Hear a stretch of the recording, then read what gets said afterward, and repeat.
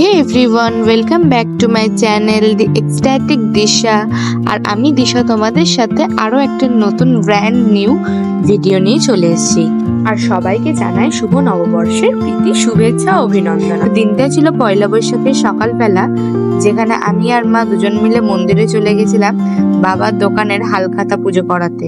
আর সেখানে গিয়ে হালখাতা পুজো করিয়ে ঘরের ঠাকুরকে পুজো দিয়ে মন্দিরে গিয়ে বাবা শিবের মাথায় জল ঢেলে মা তারাকে অঞ্জলি দিয়ে আমাদের যে লক্ষ্মী গণেশ সেগুলো মন্দিরে পুজো হয়ে গেছিল, সেগুলোই মা নিয়ে আসছিল বাড়ির থেকে এবং সেগুলো নিয়ে মা চলে গেছিল বাবার দোকানে।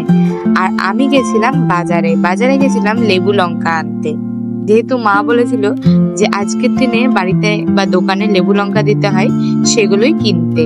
আর যেহেতু পয়লা বৈশাখ কিন্তু মঙ্গলবার পড়েছে, তাই মঙ্গলবার আমরা ভেজ খাই, সেই জন্য চলে গেছিলাম পনির আনতে। কারণ পয়লা বৈশাখে কিছু স্পেশাল খাবার তো খাওয়া দরকার।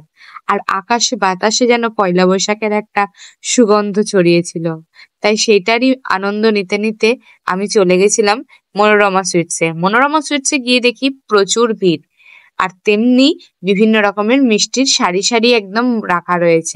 সেগুলোই দেখতে দেখতে পনিরটা অর্ডার দিয়ে দিয়েছিলাম, আর তারপরে পনির নিয়ে আবার রওনা দিলাম বাড়ির উদ্দেশ্যে। কিন্তু মাঝ রাস্তায় চলে এসেছিলাম আমারই একটা বন্ধুর দোকানে, যেখানে ও পুজো করিয়েছিল আর তাই প্রসাদও দিয়েছিল আমাকে।